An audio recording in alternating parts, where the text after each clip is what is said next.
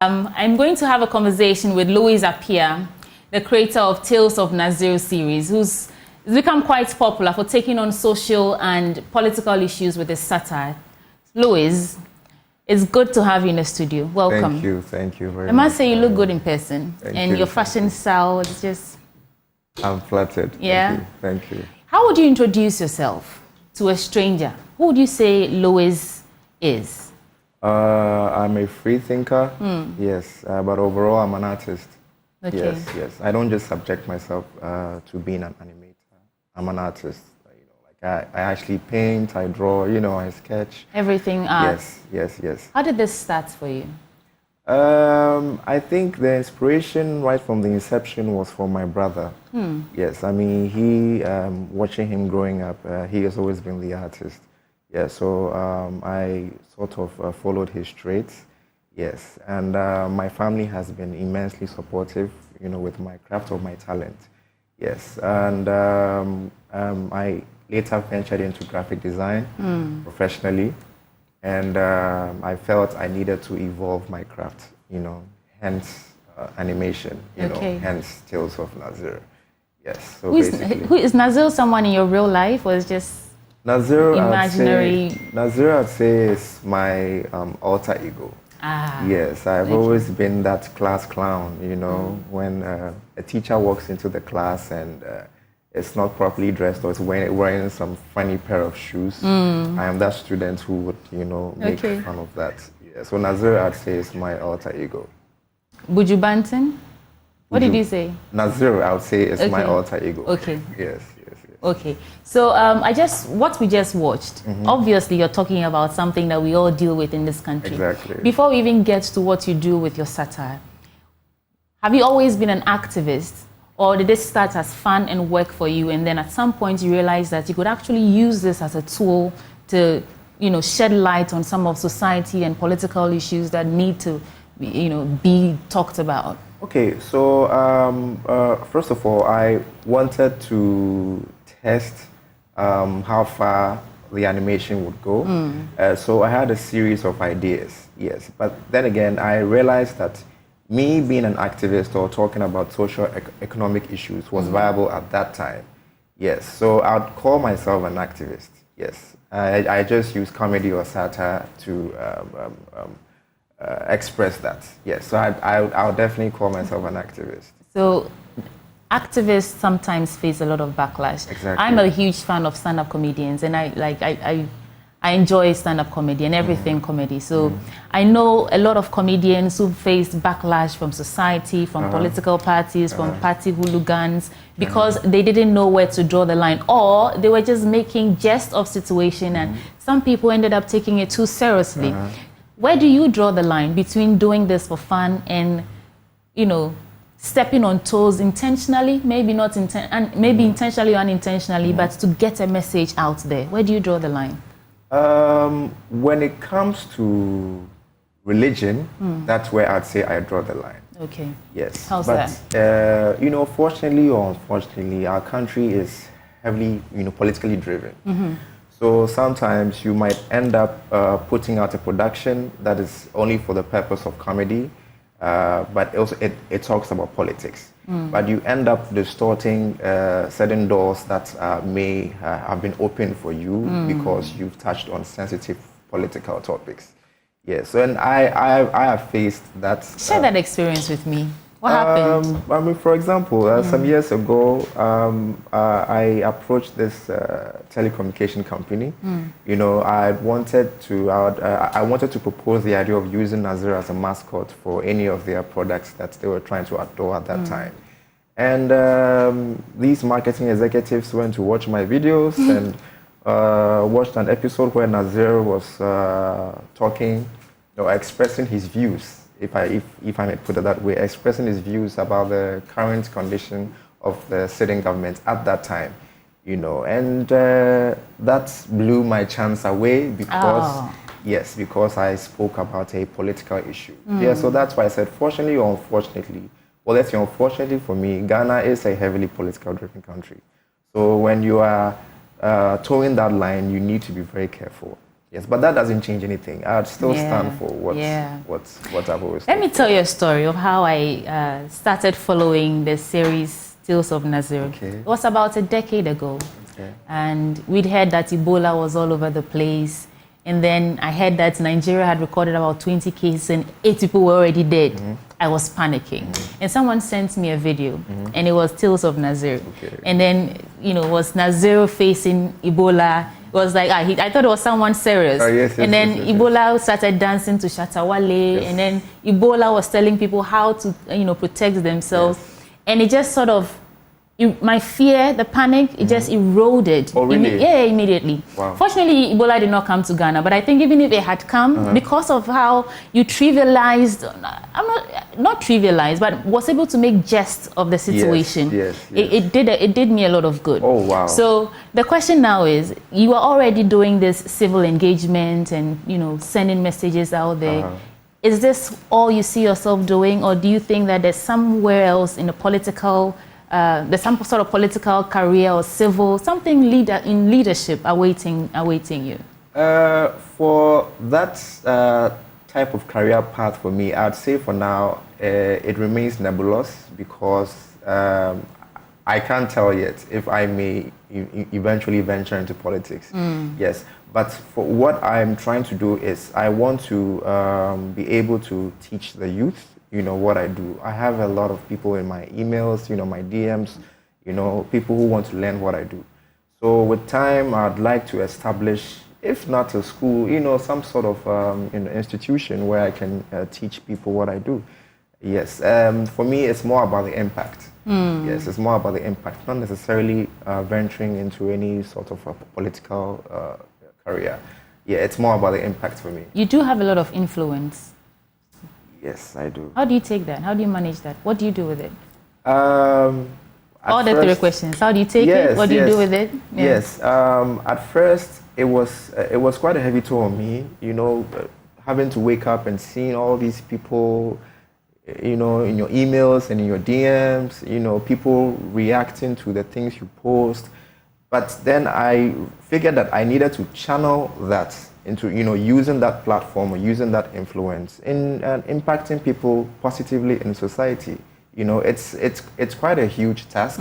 Sometimes it drains me down. It gets me down if I feel I'm not impacting enough. Yes, but I think that's the way I handle it. I see it in the perspective of trying to impact people positively. I see it as it's even in Spider-Man. There's this saying that with true power comes a great responsibility. Yes. Yeah. So that's what I want to do now. That's how I see it. Yeah.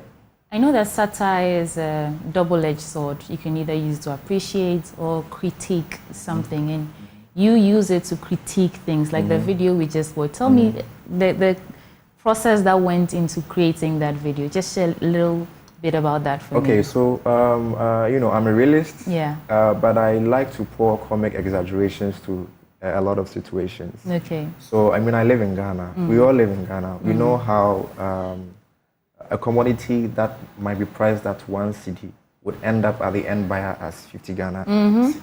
Yes. So with that, I take that process and pour comic exaggerations to it. Yes. So you pick a topic and then you find a creative way to create something satiric about it. Yes. Which people can easily resonate to or relate to because they know it's real. That's exactly what's happening. Yes. Have people always been very receptive, to your craft? Have you ever faced some sort of resistance in this? You've been doing this for over 10 years, haven't you? Yes. It's it comes with it. At first, I'm an artist, and with every artist or with most artists, inevitably you'd become an emotional person. So at first, I realized that people are really politically affiliated. So sometimes if you're talking about a personality that is in high favor of some people. you end up stepping on some toes, you know, and then they come at you and, you know, come at you personally, you know. Attack your character. Yes. But I realized that it's part of the job. So you never throw blows back, have you? At first I used to, you know, like I used to go back and forth with some people in the comment section. But I was like, no, this is no. You're bigger than that. Yes, I'm bigger than that. It comes with the job. So yeah, it is what it is. It is what it is. What do you do when you're not illustrating or creating or, you know? I play games a lot. Okay. Yeah, I play games a lot. I'm always playing games online, you know, fighting games online. That motivates me, you know. Yeah, that's really motivates me. Sometimes it's interesting when I'm online with my profile name. People see my profile name and, I'm playing, are you Nazir? And then we start a conversation and all that. So it's all fun. Yeah, that's what I actually do mostly when I'm not illustrating or anything. You know, these kind of crafts, arts, has become a tool that we use quite popularly to critique societal and political issues. Have you ever been approached by maybe a sector, a government, a party, a group to create something as propaganda against another person? Yes, severally. Do you take those on? Do you? Yeah, severally, but I don't put my face to it. Yes, I don't put my face to it, I don't put my brand name or the character Nazir to it. Yeah, but I mean, at the end of the day, it's also business. Yeah, so I'm just doing. So you just take your money and create what? Yeah, but I just don't add the affiliation to it. Yes.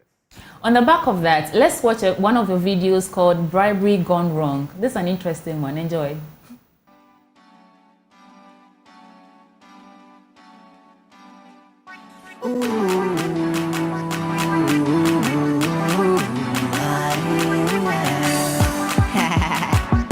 Ladies and gentlemen, I'm pleased to present to you the newest sensation, myself, Nazir.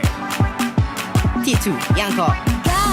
New Bugatti come my own 40 million. You the lie. That Obama, Donald Trump for my speed down. You the lie. Juliet Ibrahim, she they call me too much. You the lie. All day, from Zimbabwe to Miami. Liar. Once upon a time there lived a boy who always telling lies. That he had a rich father in London, always booking flights.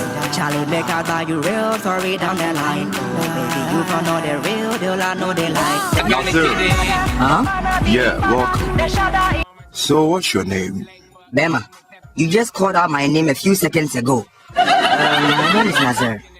Okay. Do you have your results and transcripts here? Yes, sir. Oh, yeah. I try, you know. I see. Well, you know, this institution has what it takes to clearly satisfy your educational needs. Yet, the level of intake of students is gradually becoming a problem. Quite new, you know what I'm saying? So there's no vacancy. However, you can somehow alter that situation. Yeah, so that I, headmaster of We Know the Here College of Science, will surely call in some shots. So the ball clearly lies in your court, Mr. Nazir. Okay. So, please, are you asking me to bribe you? Bribe? Oh, who said anything about bribe? Don't mention that word here at all. I enjoy bribe, just a token. Alright. So how much of a token, sir? Oh, just $1,000 will do. Oh, okay. I have $700, you know. Is that okay? So that's okay. And say she, February crown. Oh, Inspector, please come in. You missed out. It just went down here. Betian wasem. Yes, it been $1,000. $1,000? Ayo, and I told him I only have $700. But also me friend Brian Yashi. Then to know daddy, so sorry for the interruption. Here you are, $700. Fresh notes from the bank. Oh, Bema na den. Say also you talking. And I'm the amount. And then that when you know. That is canon pana. Hey,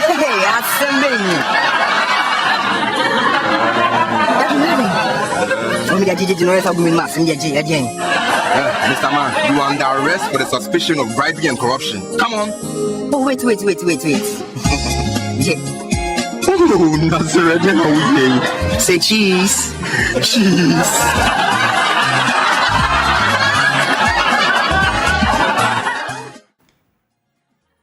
How different is this character from you, Louis? Like I was saying earlier, when artists are asked to draw any character, they subconsciously draw characters that look like themselves. Yes. Yeah. For me, I didn't necessarily look at anyone to draw. I just drew Nazir. And you're a musician, so all the songs that we hear in your videos, most of it. You compose them yourself? Yeah, most of it. Tell me about that. Yeah, these days you can't use any song that you want because of these copyright issues. So sometimes I just like to create my own songs and then use them for my episodes. Yeah, just to veer away from the whole copyright issues. Yes. Do you have a song that's released we can go and listen to, stream somewhere? No, I have a song out there called Man a Bad Man. Okay. Yes, I made that because of my episode, because of Nazir. Yes, I didn't put it out there that, I'm the musician, all that. Yeah, but it's out there, Man a Bad Man by Louis. So, yeah, you can go and check it out. Look at how easily you're putting it out there. It's just out there. But you're a musician. Or that's not an area you want to explore? Maybe in future. In future, yes. Maybe in future. But now, animation is really broad and I've not really explored it, to the maximum or to my satisfaction. So that alone is something that I'm yet to, fulfill myself with before I venture into music. Yeah. Do you think we have an industry in Ghana? Animation industry. Yeah. Do you think we have a thriving industry in Ghana? I've seen some animation, Asantewa and the rest. Do you think we are quite receptive to these forms of art? Now, yes. I always call myself a scapegoat, because, from the inception of Nazir, a lot of brands weren't using the medium to advertise their products and services. Right. But these days, you turn on the TV and you see a lot of animated content. I wouldn't necessarily call it an industry, but we are gradually evolving. Yes, it's not as rapid as I want it to be or we want it to be, but we're gradually evolving. I mean, today people can fill the Silverbed cinemas to watch an animated feature film. I did that in 2016. Okay. I filled up the entire Silverbed cinema, and all Ghanaians came in their numbers to watch animated content. So I think we're gradually getting there, but I wouldn't necessarily call it an industry. Okay. Yes. So we have a long way to go then. Yes, but I think we're heading there. Yes, we are. Talking about money, do you make money from this? Oh, yes, I From do. views on YouTube? Yeah, views and commissions. Yes. Do you pay taxes? Oh, yes, I do. How do you pay taxes? Oh, that I do because I have people who work with me. Yes, so I do pay taxes. I don't understand. So when you pay them, you pay taxes through their... Yes. Okay. It was nice chatting with you, Nazir. Likewise. I called you Nazir. Like my Louis. Yes. Any final words to your fans out there? Anything we should expect soon dropping? First of all, apologies to my fans for staying quiet for some time. Yeah, but I'm back and I promise to stay consistent this year. I'm also working on a movie, and hopefully at the latter part of this year I would announce it and then we start the promotion on that. Yeah, but this year I would stay consistent. Yes. We hope so. We are looking forward to it. Yes. Do you collaborate, or are you thinking of collaborating with any of the comedians or other forms of artists that we have in the country? Well, with regard to the artists, the music artists, comedians, other illustrators like yourself. Yes, I have done that in the past. Yes, but I'm still looking forward to collaborate with more talents. Yes. I haven't necessarily worked with any comedians, so I think it's just DKB. Ah, okay. Yes, but that was a long time ago. Yes, but I'll definitely look into that. Yes. Do you voice your content yourself? Is that your voice? So, at first, in my interviews when they ask me, I like to dodge this question. Yes, but I mean, I'm sure everybody knows. Yes, I'm the voice behind Nazir. Yes, so and most of the characters. Do you want to give us like a line or two before you go? I can give you a beat, No. I can give you a beat. Let's go. In terms of like me being you're a musician. Oh, no, and you voice your own content, you write songs and all that. Yes. I'm sure with time. Now I'm not 100% confident in that genre. But you can do something. Oh. You're Come putting me on, on the yeah, spot. It's Friday. Wrap up the show for us. Let's go. Okay, Should I give you a beat? Oh no, but Okay. the song I have is Man a Bad Man. So it goes like, make them know, say I'm man a bad man. Every time you come around, that's all. Hey! Thank you so much, L.Appiah, who's the creator of Tales of Nazir. But how are you receiving all this? How do you feel about everything we've talked about today? Talk to us on social media. And I'm not sure if we open the phone lines, but if we do, then tell us. We have a few minutes before we wrap up. So you can call us and tell us what you think. Nazir is here in the studio.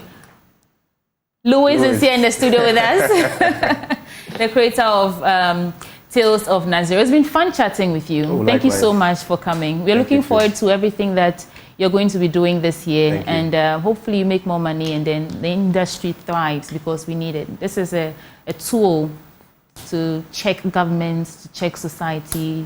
You're doing good. Yes. Yeah. Yes. Thank you so very much for coming. Thank you.